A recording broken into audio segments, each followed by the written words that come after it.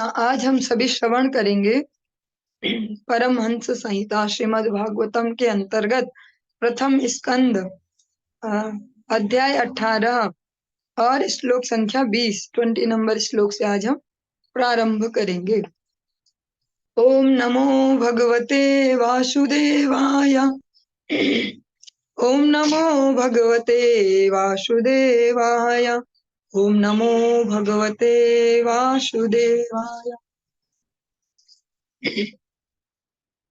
एतावतालं ननु शोचितेन गुणैरसाम्यान् तिष्ठायनस्य हित्वेतरान् प्रार्थयतो विभूतिर्यस्याङ्घ्रिणे रेणुं जुषते अनभीप्सो। अब यह निश्चित हो गया कि वे अनंत हैं। वे में भगवान को कहा जा रहा है और उनके तुल्य कोई भी नहीं है। फल स्वरूप उनके विषय में कोई भी पर्याप्त रूप से कह नहीं सकता। बड़े बड़े देवता भी स्तुतियों के द्वारा, ये हमने कल श्रवण वैसे कर लिया था, इसमें जिन लक्ष्मी देवी की कृपा प्राप्त नहीं कर पाते वही देवी भगवान की सेवा करती हैं। यद्यपि भगवान ऐसी सेवा के लिए अनिच्छुक रहते हैं। भगवान को कोई रुचि नहीं है कि लक्ष्मी जी मेरी सेवा करें। चलिए इससे आगे 21 नंबर श्लोक।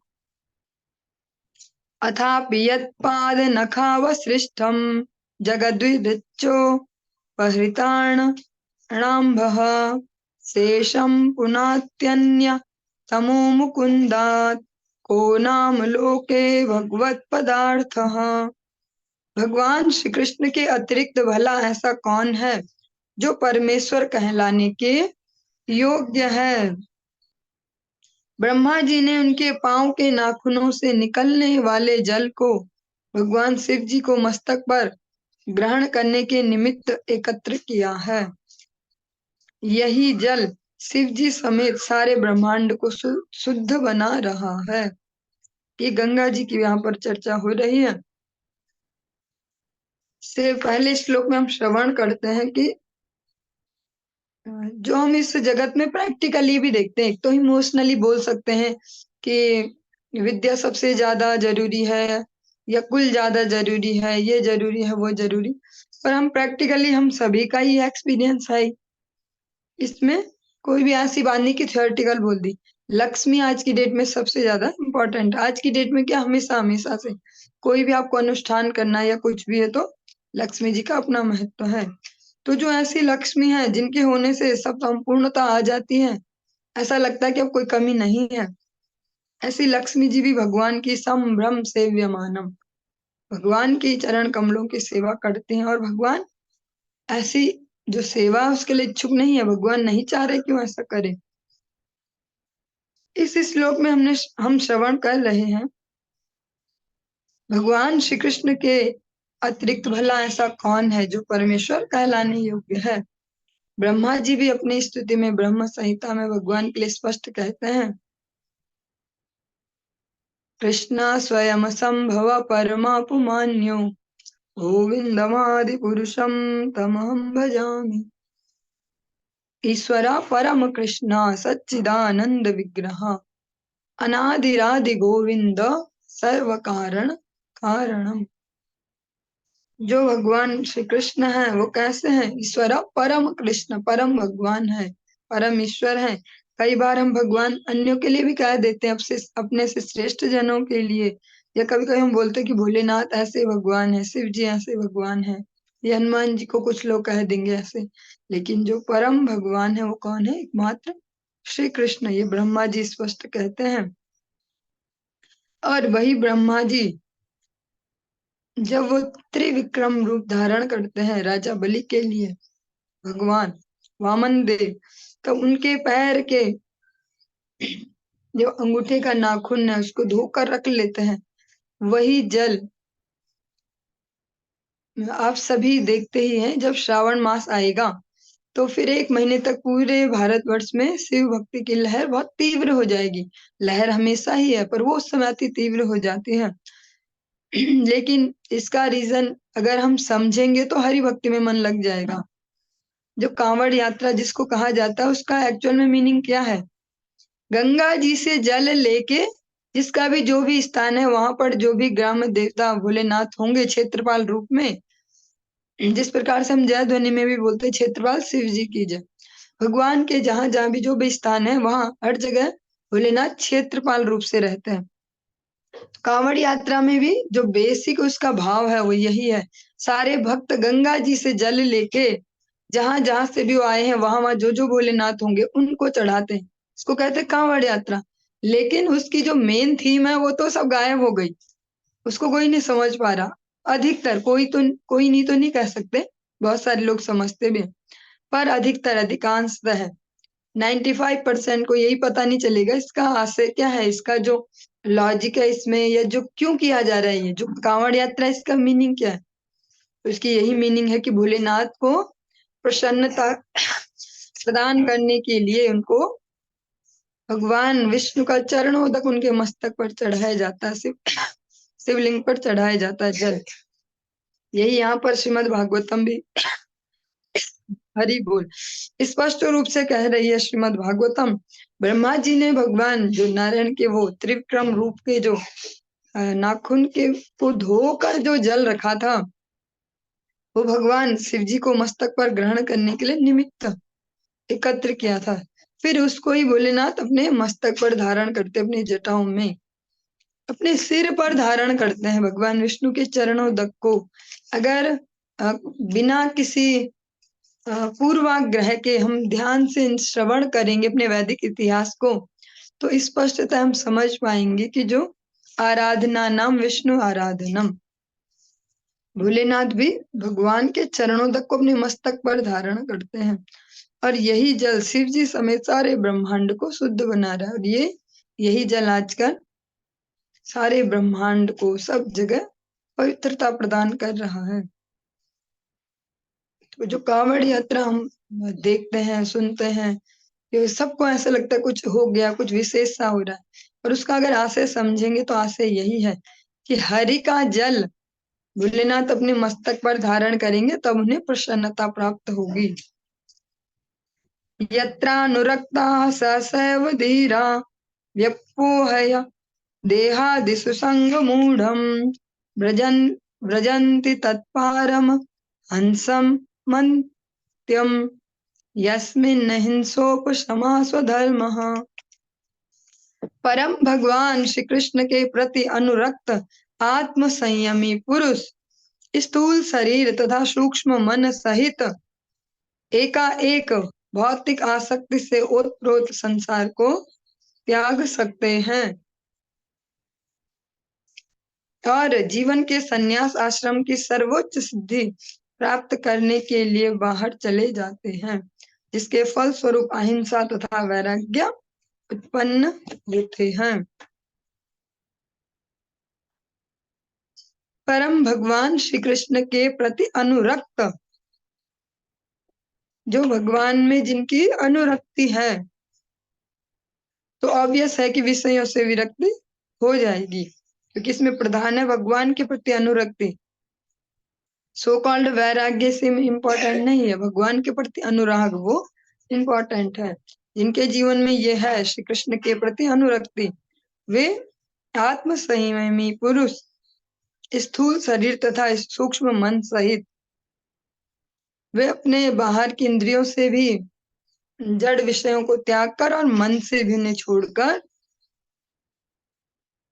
संसार को त्याग कर में विषयों में जो आसक्ति है उसको छोड़कर और भगवत प्रसन्नता के लिए जीवन के संन्यास आश्रम की सर्वोच्च सिद्धि प्राप्त करने के लिए चल पड़ते हैं, जिसके फलस्वरूप अहिंसा तथा वैराग्य उत्पन्न होते हैं।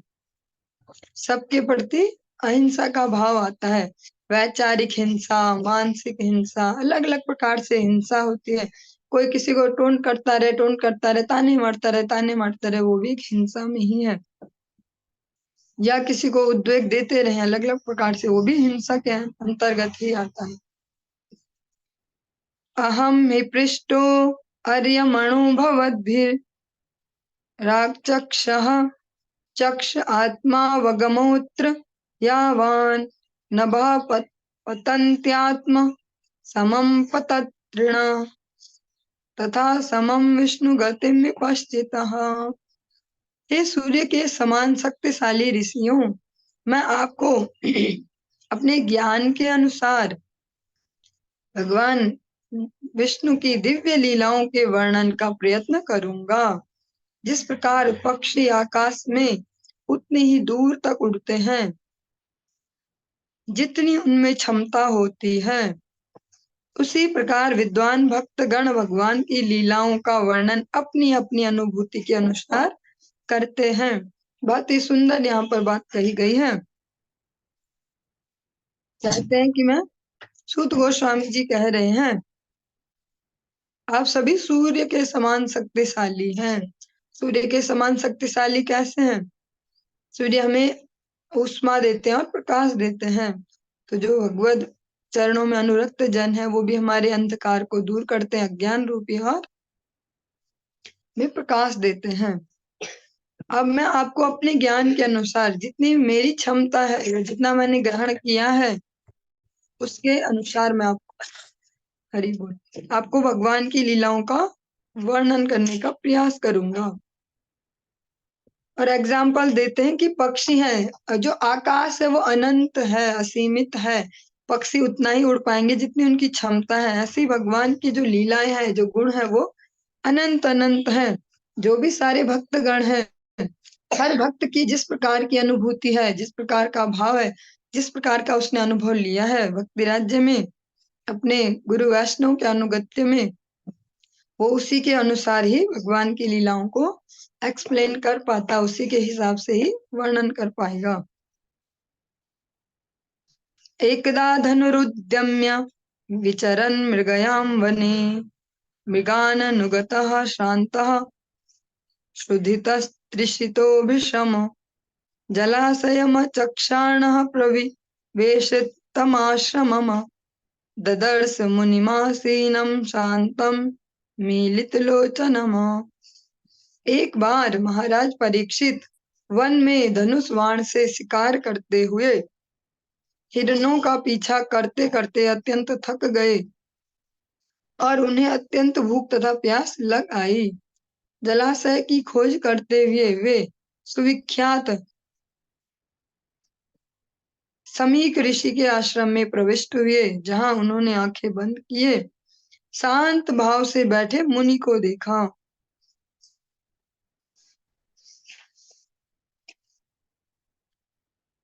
प्रतिरुद्रेन्द्रिय प्राण मनो बुद्धि मुपारतमा स्थानत्र यात् परम प्राप्तम ब्रह्मभूतम विक्रियम।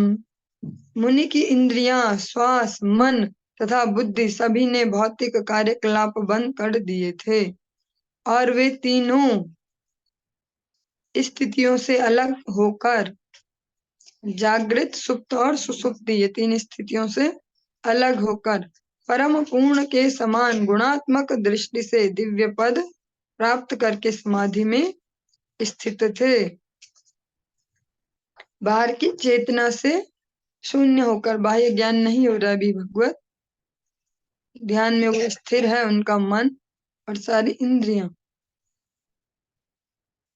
विप्रकीर्ण जटाच्छनम रारवेणाजिनेन च विशुष्य ताल्लो रुदकम तथा भूतमया चटा। ध्यान मग्न मुनि मृग चर्म लपेटे थे और इनकी लंबी जटाएं उनके सारे शरीर पर बिखरी हुई थी। प्यास के मारे सूखे तालू वाले राजा ने उनसे जल मांगा।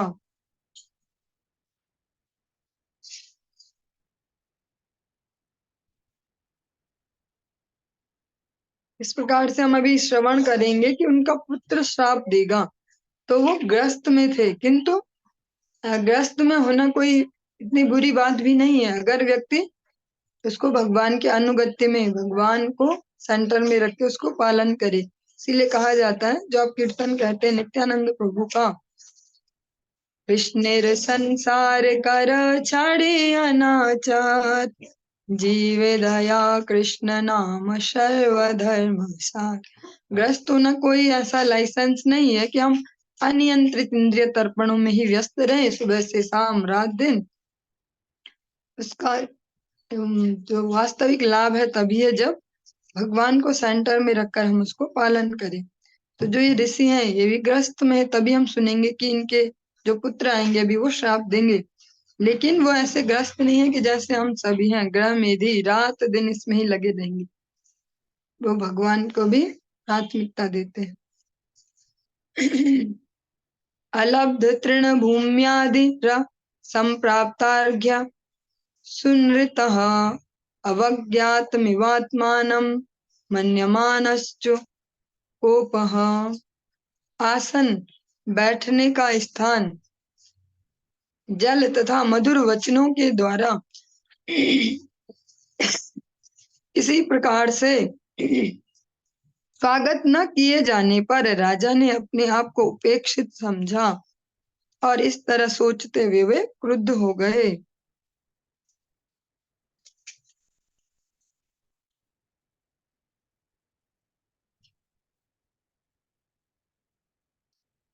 जब महाराज परीक्षित वहां पहुंचे तो भी संस्कार, जो सत्कार के लिए जो कुछ भी किया जाना था वो ऐसा कुछ उनको प्राप्त नहीं हुआ। अतः वे उन्होंने स्वयं को उपेक्षित अनुभव किया और वे क्रुद्ध हो गए। अभूतपूर्वा सहसा श्रुतृभ्य व्यांगमर्दितात्मनः ब्राह्मणं प्रत्यभूद ब्रह्मन्मत्सरो मन्युरेव च। हे ब्राह्मणों, ब्राह्मण मुनि के प्रति राजा का क्रोध तथा द्वेष अभूतपूर्व था, क्योंकि परिस्थितियों ने उन्हें भूखे तथा प्यासा बना दिया था।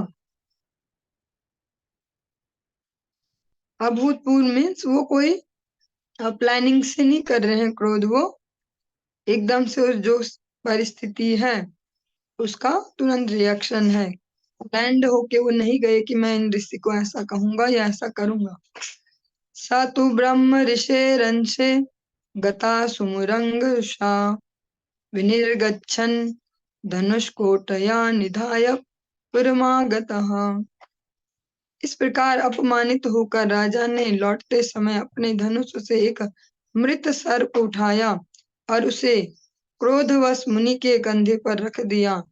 तब वे अपने राजमहल को लौट आए।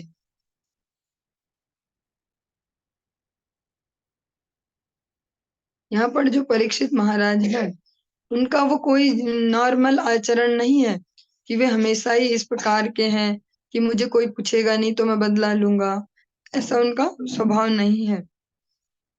लेकिन आज भगवत इच्छा से इस प्रकार का कार्य हो रहा है। उन्होंने एक मृत सर्प को अपने धनुष से ही उठाया और ऋषि के कंधे पर रख दिया और अपने जो महल है उसमें लौट आए। एष किम निभृता शेष कर्णो मिलिते क्षणः मृषा समाधिराहोस् स्वित् किम नु शतक्षत्रबंधुभिः। लौटने पर वे सोचने लगे और मन ही मन तर्क करने लगे कि क्या मुनि इंद्रियों को एकाग्र करके तथा आंखें बंद किए सचमुच समाधि में थे, अथवा वे निम्न क्षत्रिय का सत्कार करने से बचने के लिए समाधि का स्वांग रचा रहे थे। अब वो सोचने लगे कि वे सच में समाधिस्थ थे या मैं उनसे निम्न वर्ण में भी आता हूँ आचरण में हर प्रकार से, तो उन्हें मेरा सत्कार करना पड़ेगा, इससे बचने के लिए वो ऐसे ड्रामा कर रहे थे क्या।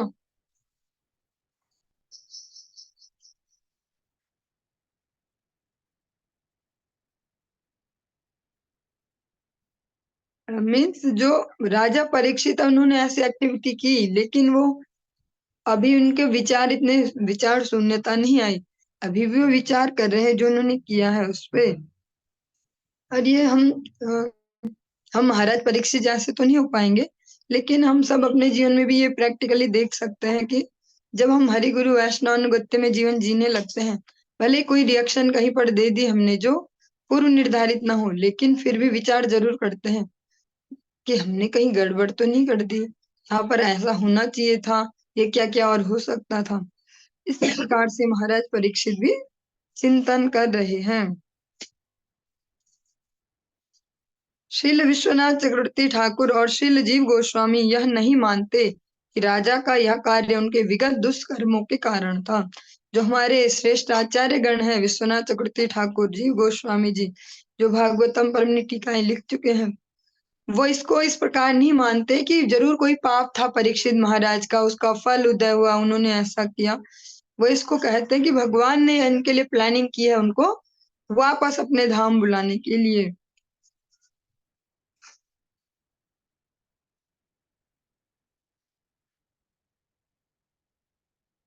क्योंकि इसी प्रकार से जो महाराज परीक्षित है, उनके लिए भूमिका बनेगी कि वे अपने जो भी मटेरियल जो भी ड्यूटीज है उनसे फ्री हो पाए। इसीलिए जो जीवन में अलग अलग प्रकार की जो परिस्थितियां आती हैं, अगर धीर बुद्धि से उनका चिंतन करें, कई बार जो प्रतिकूलता दिख रही होती है वो भी भगवान द्वारा प्रदत्त अनुकूलता ही है, उसमें भी हमारा कोई ना कोई मंगल छुपा होता है। तस्य पुत्र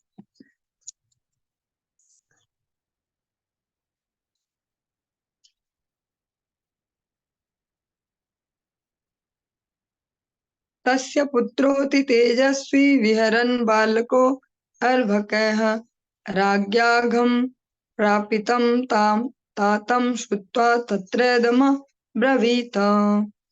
उस उन मुनि का एक पुत्र था जो ब्राह्मण पुत्र होने के कारण अत्यंत शक्तिमान था। जब वह अनुभवहीन बालकों के साथ खेल रहा था, तभी उसने अपने पिता की विपत्ति सुनी जो राजा द्वारा लाई गई थी। वह बालक वहीं पर इस प्रकार बोला। इसमें एक एक शब्द बहुत ही सेंसिटिव है और समझने लायक है। उन मुनि का एक पुत्र था जो ब्राह्मण होने के कारण अत्यंत शक्तिशाली था। छोटा सा बालक है तो पावरफुल कैसे हो सकता है, सोचने वाली बात है। क्योंकि जहां उसको जिस वर्ण में या जिस घर में उसको जन्म मिला, बचपन से उसको ऐसी कंडीशनिंग मिली, उसका खेल को भी इस तरीके से डिजाइन किया गया कि वो भगवत भक्ति कर पाए।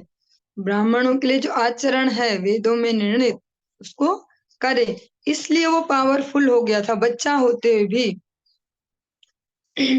जिस प्रकार से हम देखते हैं तुलसी महारानी है, उनका एक बहुत बड़ी अगर पत्ती है तो वो भी तुलसी का दल है, छोटी सी अभी छोटी सी पत्ती है पर उसमें भी पूरी उतनी ही पावर है। ऐसे ही जो आचरणशील जो होंगे, भक्त होंगे या आचरणशील ब्राह्मण होंगे, अगर वैसे ही वो शिक्षा दे रहे हैं तो उनके अनुगत जनों में भी वो देखने में आएगा। इसीलिए कहा जा रहा है कि ब्राह्मण पुत्र होने के कारण अत्यंत शक्तिमान था। ऐसे शक्तिमान नहीं है कि कुछ जादुई शक्तियां हैं जो कहीं से उसको मिल गई है अचानक से, वो उसके आचरण से आई है, जो उसने प्रैक्टिस किया अनुगत्य में। ब्राह्मणों वाली जो क्रियाएं हैं, भगवान को प्रसन्नता के लिए जो ब्राह्मण करते हैं उनसे। और एक सुंदर शब्द और भी है, जब वह अनुभवहीन बालकों के साथ खेल रहा था, जो उसकी भी रिएक्शन आ रही है ये श्राप वाली, उसमें एक रीजन ये भी है, चाहे छोटा सा ही है पर ये भी है, वो अनुभवहीन बालकों के साथ खेल रहा था। कई बार हमारी रिएक्शन हमारे आसपास वालों के कारण भी आती है, वो जैसा हमें उकसा दें या उस समय जैसा माहौल बना दे। और उस बालक ने जब वहां पर किसी के थ्रू ये सुना जो जो भी ये घटना हुई है, तो फिर वो तुरंत वहीं पर ही कहने लगा, अहो अधर्मः बालानां भीम्नां बलिभुजामिव स्वामिं यघं यद दासानां द्वारपानां सुनामिव। ब्राह्मण बालक श्रृंगी, उनका नाम है श्रृंगी, उन्होंने कहा, अरे शासकों के पापों को तो देखो, जो अधिशासी दास सिद्धांतों के विरुद्ध कौवों तथा द्वार के रखवाले कुत्तों की तरह अपने स्वामियों पर पाप ढाते हैं।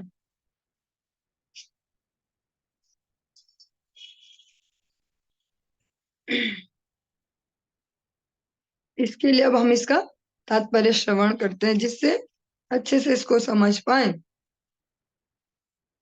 ब्राह्मणों को समाज रूपी शरीर का सिर तथा मस्तिष्क माना जाता है और क्षत्रियों को बाहु, क्षत्रिय क्या है, भुजाएं हैं समाज की, बाहुओं की आवश्यकता शरीर को सभी प्रकार की क्षतियों से, नुकसान से बचाने के लिए पड़ती है।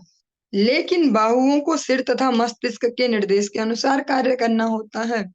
लेकिन जो भुजाएं हैं उनको दिमाग जैसा बताएगा, बोलेगा वैसा काम करना होगा। यह प्राकृतिक व्यवस्था है जो परमेश्वर के द्वारा की गई है, क्योंकि भगवत गीता में पुष्टि की गई है कि चतुर चतुर चातुर्वर्ण्यम मया सृष्टा, चारों वर्ण जिनके नाम ब्राह्मण, क्षत्रिय, वैश्य तथा शूद्र हैं, मनुष्य के गुणों तथा उनके कार्यों के अनुसार निर्धारित किए गए हैं। स्वाभाविक है कि ब्राह्मण के पुत्र के लिए अपने योग्य पिता के निर्देशन में ब्राह्मण बनने के अच्छे अवसर प्राप्त रहते हैं। जिस प्रकार एक चिकित्सक के पुत्र को चिकित्सक बनने का अच्छा अवसर प्राप्त रहता है। जैसे हम अधिकतर देखते भी है जनरली समाज में, कोई अगर बहुत अच्छे डॉक्टर हैं तो उनके बच्चों को भी देखते हैं उसी लाइन में जाते हैं, क्योंकि उनके लिए इजी हो जाता है उसको समझ पाना। इस प्रकार वर्ण व्यवस्था अत्यंत वैज्ञानिक है। जो पुत्र है उसको पिता की योग्यता का लाभ उठाना चाहिए और एक ब्राह्मण या एक चिकित्सक बनना चाहिए, अन्य कुछ नहीं। इसमें एक सरल सा एक तरीका दिया गया है, पर ये सभी की निजी स्वतंत्रता है कि वो क्या करना चाहे, किस प्रकार से अपने जीवन को दिशा देना चाहे, या उनके अभिभावक कैसा उनको कंडीशनिंग देते हैं।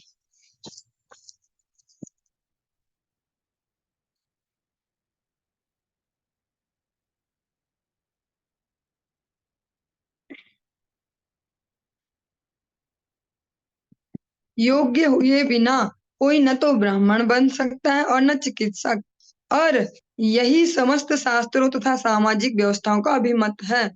मीन शास्त्र एक तो ये ऑप्शन भी दिया जा रहा है कि जहाँ आपको जन्म मिला जिन परिस्थितियों में उसको प्रैक्टिस करें तो आपके लिए इजी होगा उसको जल्दी से कैच कर पाना, उसको सीख पाना। लेकिन साथ साथ ये भी कहा जा रहा है कि बिना योग्यता के नहीं कर सकते उसको भी।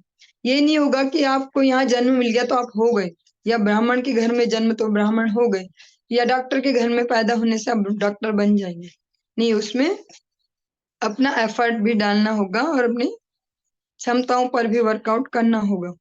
यहाँ पर महान ब्राह्मण के योग्य पुत्र श्रृंगी ने जन्म से तथा प्रशिक्षण से दोनों से अपेक्षित ब्राह्मण शक्ति प्राप्त कर ली थी। यहाँ पर जो श्रृंगी है, श्रृंगी के लिए कहा जा रहा है कि उनको जन्म भी ब्राह्मण घर में मिला और उन्होंने प्रैक्टिस भी किया, उसके लिए प्रशिक्षण भी लिया है ब्राह्मणत्व के लिए। तो उनमें वो ब्राह्मण वाली शक्ति आ गई है, क्योंकि जन्म भी मिला और वैसे प्रैक्टिस भी की है। किंतु उनमें संस्कृति का अभाव था, क्योंकि वह अनुभवहीन बालक था। लेकिन अभी वो छोटा बच्चा है, उसने वो जन्म से भी पावर जो मिली वो है ही, और एक अनुभवी पिता के अनुगत्य में जैसा उन्होंने सिखाया वैसा सीख भी लिया। तो उसका जो बचपने में कह सकते हैं, बालकपने में जो सीख लिया, उसकी उसको पावर भी मिल गई। भले ही वो नहीं जानता पावर का यूज कैसे होगा, लेकिन उसको पावर भी मिल गई। साथ में अभी उसमें एक अनुभव की कमी है, अभी उसने यूज नहीं किया उन पावर्स को, उसको पता नहीं कहाँ पर कौन सा फॉर्मूला फिट करना, फॉर्मूले से आधे याद हो गए। कली के प्रभाव से यह ब्राह्मण बालक अपनी ब्राह्मण शक्ति से गर्वित हो उठा और गलत ढंग से राजा परीक्षित की तुलना कौवों तथा रखवाले कुत्तों से कर बैठा। लेकिन जब प्रैक्टिकल नहीं किया अभी बाहर निकल कर उसका समाज में या कहीं परिस्थितियों में यूज कर करके अपनी क्वालिटीज को ये चेक करके उनके जो फीडबैक है, रिजल्ट्स है, उनको नहीं देखा है, तो अभी उसको नहीं पता कि कहाँ यूज करनी है पावर, कहाँ नहीं करनी है। तो फिर वो अपनी जो विद्या का अभिमान है, उस अभिमान से युक्त होकर जो महाराज परीक्षित हैं उनको कंपेयर करता है कौवों से, और जो रखवाले जो चौकीदार हैं, जो कुत्ते हैं, उनसे करता है उनकी तुलना। राजा निश्चय ही इस अर्थ में राज्य के रखवाले कुत्ते की भांति ही होता है, क्योंकि उसे सीमा की सुरक्षा के लिए उस पर कड़ी निगरानी करनी होती है, तथापि उसे कुत्ता कहकर संबोधित करना अल्प सभ्य बालक का द्योतक है। एक तरफ कहा जा रहा है कि राजा का ये मेन ड्यूटी भी होती है, दायित्व होता है रखवाली करना पूरे राज्य की, लेकिन उनको फिर कंपेयर कुत्ते से तो नहीं कर सकते क्योंकि कुत्ते जैसा है ये, इस प्रकार से उन्होंने उनको कह दिया। इस प्रकार ब्राह्मण शक्ति का पतन तब से प्रारंभ हुआ जब वे संस्कृति के बिना जन्म सिद्ध अधिकार पर बल देने लगे। यहाँ पे एक बहुत अच्छा रीजन दिया जा रहा है कि जो भी पतन है ब्राह्मणत्व का वो तब से होने लगे जब से उसको जातिगत मान लिया जाए। ब्राह्मण जाति का पतन कलयुग में शुरू हुआ। चूंकि ब्राह्मण समाज व्यवस्था के प्रमुख होते हैं, अतः समाज के अन्य वर्ण भी पतित होने लगे, और जो टॉप मोस्ट पे हैं तो उन वो पतित होने लगेंगे, उनका डाउनफॉल शुरू होगा, तो बाकी अन्यों का भी नेचुरली डाउनफॉल शुरू हो जाएगा। क्योंकि हम श्रवण करते हैं भगवत गीता में, यद यदा चरति श्रेष्ठ तत्त देवे तरो जना शायद प्रमाणम कुरुते लोकस्तदनु वर्तते। जो श्रेष्ठ जन है वो जैसा आचरण करते हैं वैसे उनसे नीचे वाले करते हैं। इस हिसाब से भी जब जो शीर्ष पर जिन्हों समाज के शीर्ष पर जिन्हें बिठाया गया है ब्राह्मण, जब उनका पतन प्रारंभ हुआ तो अन्य वर्णों का भी पतन प्रारंभ हो गया। ब्राह्मणों के पतन का यह सूत्रपात श्रृंगी के पिता के लिए अत्यधिक पश्चाताप का कारण बना। और आगे हम अभी श्रवण करेंगे कि जो ये रीजन है, वो बच्चे ने केवल वहां जन्म पाया और वहां उसको नेचुरली वो शिक्षा भी मिल गई, उससे शक्ति भी आ गई, लेकिन यूज का पता नहीं है। तो जो उसने इतनी बड़ी मिस्टेक की, उससे ही ब्राह्मणों का पतन प्रारंभ हो गया, और उसके पिता इसके लिए बड़े भी पश्चाताप भी करेंगे। ब्राह्मणे छत्र बंधुर्हि गृहपालो निरूपितः स कथम तद गृहे द्वास्थः सभाण्डं भोक्तुमर्हति। राजाओं की संतानें निश्चित रूप से द्वार रक्षक निरूपित हुई हैं और उन्हें द्वार पर ही रहना चाहिए। तो किस आधार पर ये चाहिए? जो श्रृंगी है, श्रृंगी के वचन है ये। श्रृंगी जो है वो अपने ब्राह्मणत्व के अभिमान में इतने ज्यादा है कि महाराज परीक्षित के आचरण पे, उनके जो भी उनका जीवन है उस पर उन्होंने फोकस नहीं किया, केवल उस एक घटना के आधार पर ही उन्होंने जो बोलते ना अनियंत्रित जीवा से बोलना वो प्रारंभ कर दिया कि जो राजाओं के बच्चे हैं, राजाओं की संतान है, वो तो द्वार पे रहने वाले कुत्तों के जैसे हैं, उनको वहीं रहना चाहिए दरवाजे पे। वो कैसे घर में घुस के अपने स्वामी की थाली में खाने का दावा करते हैं। क्योंकि राजा परीक्षित ने जो ऋषि है समीक, उनके गले में वो सर्प डाल दिया था मरा हुआ। तो वो श्रृंगी कहता है गुस्से में कि ये तो कुत्तों के जैसे नहीं, वहां रक्षा के लिए गेट पे रहना चाहिए, कैसे ये घर में घुस जाएंगे और स्वामी की थाली में खाने लग जाएंगे। वो इस प्रकार से अभी अनियंत्रित वाणी से क्रोधित होकर कह रहे हैं। कृष्णे गते भगवती शास्त्र युत्पथगामी नाम तद्भिन्न सेतु नद्याहम सास्मी पश्यत में बलम। सबों के परम शासक भगवान श्री कृष्ण के प्रस्थान के पश्चात हमारे रक्षक तो चले गए, लेकिन ये उपद्रवी फल फूल रहे हैं, अतः इस मामले को मैं अपने हाथ में लेकर उन्हें दंड दूंगा। अब मेरे पराक्रम को देखो। अभी वो जो बोलते हैं ना, नया नया किसी ने प्रैक्टिस की हो किसी चीज की, तो उसमें ज्यादा कॉन्फिडेंस रहता है, कह सकते हैं ओवर ही होता है कॉन्फिडेंस भी। तो ऐसी उस बच्चे ने अभी नई नई शक्तियां अर्जित की हैं, जो भी उसको वेद मंत्र सिखाए गए होंगे, यज्ञ हवन अलग अलग प्रकार के मंत्र सिद्धियां, तो जो उसमें पावर इकट्ठी हो गई, तो वो अब उनको पचा नहीं पा रहा। अगर सरल शब्दों में कहें बोलता अब मैं बताता हूँ इसको कि, और साथ साथ देखिए उसकी शिक्षा को, सबों के परम शासक भगवान श्री कृष्ण के प्रस्थान के पश्चात ये भी जानते हैं वो कि जो भगवान है, जो सबको शासन करने वाले थे, वो चले गए, हमारे रक्षक थे वो चले गए, इसीलिए ये जो उपद्रवी हैं ये फल फूल रहे हैं। अब मैं अपने हाथ में लूंगा ये मामला, क्योंकि भगवान तो चले गए, अब इनको कौन दंडित करेगा, तो अब मैं ये मामला अपने हाथ में लूंगा। अब देखो मेरा पराक्रम, मेरी ताकत देखो, अब मैं क्या करता हूँ, अभी मैं कैसे यहाँ पे न्याय करता हूँ, सब देखेंगे। इत्युक्त्वा रोषता म्राक्षो वयस्यान् श्रीबालकः कौशिक्यापो उपस्पृश्य वाग्व्रजं वज्रं विससर्जः। क्रोध से लाल लाल आंखें किए अपने संगियों से कहकर उस ऋषि पुत्र ने कौशिक नदी के जल का स्पर्श किया और निम्नलिखित शब्द रूपी वज्र छोड़ा। और साथ में क्या है, एक इसमें बहुत समझने वाली ये घटना है कि वो अभी खेल रहा है अपने मित्रों के साथ, अपने साथ वाले, अपनी एज ग्रुप के। तो उनको एक, अगर इसको हम सरल भाषा में समझ पाए, तो एक शोबाजी भी कर अपनी शक्ति प्रदर्शन की। अब दिखाता हूं मैं, देखो मेरे में कितनी ताकत है, ये ऐसा किया इसने, ये ऐसा है, ये कुत्तों जैसा है, घर में घुसेगा, ऐसा करेगा, अब मैं बताता हूँ इसको। तो वो क्रोध में अभी, क्रोधात भवति बुद्धि नाशो, भगवान भगवत गीता में प्रोसेस बताते हैं। क्रोध से लाल लाल आंखें किए अपने संगियों से कहकर, आंखें गुस्से से लाल हो रही हैं और अपने मित्रों से इस प्रकार कहता है। और जो वहां पर ही नदी है, कौशिक नदी, उसके जल का स्पर्श करके और शब्द रूपी वज्र छोड़ा। कोई वैसा जैसे जो क्षत्रिय हैं उनको तो स्थूल स्थूल अस्त्र शस्त्र उनके पास है, लेकिन ब्राह्मण के पास कैसे अस्त्र शस्त्र हैं, सूक्ष्म है जो।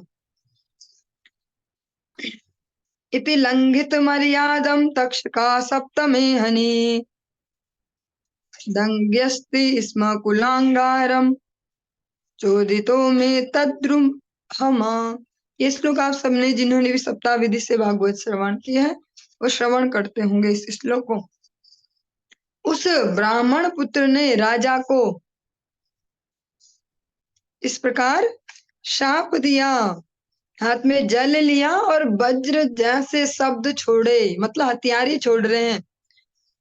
आज से 7वें दिन अपने वंश के इस सर्वाधिक नीच, जो अपने वंश में सबसे बेकार व्यक्ति ये जन्म ले लिया है, इसने ऐसा आचरण किया है, को तक्षक सर्प डस लेगा, क्योंकि इसने मेरे पिता को अपमानित करके शिष्टाचार के नियमों को तोड़ा है। सोचिए, इतने छोटे से बच्चे में जन्म से भी पावर आई और आचरण से भी पावर आई, और फिर उसने उसका यहाँ पर जो उसको ठीक से अभी उसका बुद्धि विवेक स्थिर नहीं हो पाया है बालक होने के कारण, तो उसके कारण उसका दुरुपयोग कर दिया।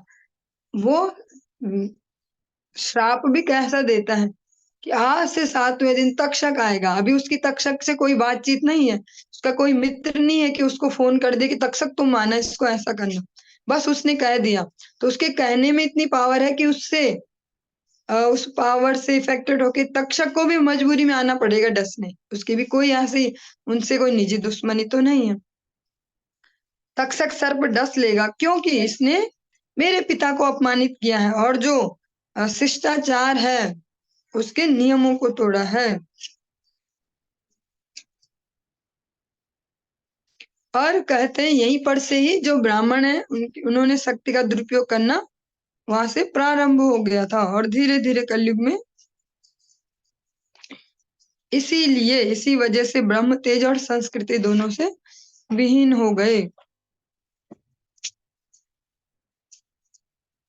ब्राह्मण बालक ने महाराज परीक्षित को कुलांगार अर्थात वंश का सबसे निकृष्ट व्यक्ति समझा, लेकिन वास्तव में वो स्वयं ऐसा था। क्योंकि जो वो महाराज परीक्षित को कह रहा है कि सबसे घटिया व्यक्ति हो तुम अपने वंश में जन्मे, जबकि वो खुद ऐसा था सबसे घटिया व्यक्ति। उनके कहने से फिर उनके पूरे वंश को ही वो श्राप मिल गया, या वो सबकी पावर्स फिर छीन ली गई एक उस व्यक्ति की वजह से, किसने दुरुपयोग किया, अब सबसे ही ले लो। तब से ही ये परंपरा प्रारंभ हो गई कि जो श्राप दिया जाएगा ब्राह्मण द्वारा वैसे लगेगा नहीं इतना हाई लेवल का। छोटे मोटे जो हृदय थोड़ा दुखे वो ऐसा अलग बात है, छोटे मोटा, लेकिन कोई बड़ा भारी श्राप काम नहीं करता, क्योंकि यहीं से उनको वो पावर्स ले ली गई थी कि इनका दुरुपयोग शुरू हो गया। तो वो जो बच्चा उनको कह रहा है इतने बड़े महाराज परीक्षित को बिना उनका इतिहास समझे, तो वो स्वयं में उस सीन में है।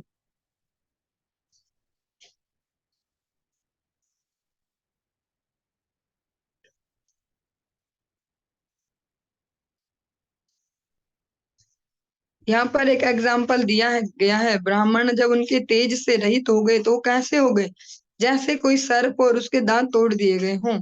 इसी प्रकार से तब से उस बालक के कारण वहीं से ये सब प्रारंभ हो गया, उनका ब्रह्म तेज छीन लिया गया।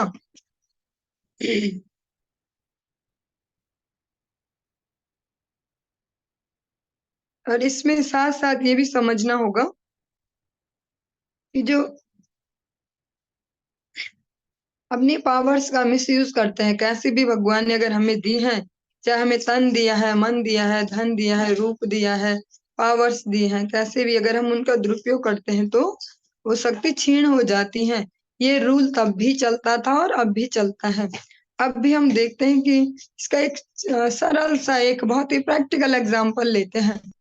अ, जो व्यक्ति बहुत ज्यादा बोलता होगा, बहुत ज्यादा अपने वाणी का बहुत ज्यादा यूज करता होगा, यूज नहीं मिस यूज करता होगा, तो हम देखते हैं कि उसको फिर सब इग्नोर करेंगे, उस पर ध्यान देना ही बंद कर देंगे, जबकि वो तो ज्यादा बोल रहा है तो सबको ज्यादा सुनना चाहिए, लेकिन उसको कोई सुनता नहीं। क्यों?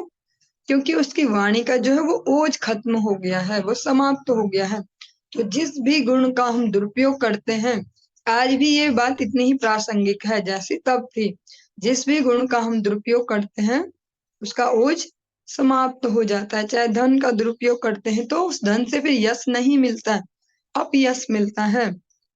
चलिए, इसी के साथ ही आज की इस कक्षा को विराम देंगे। हरे कृष्ण।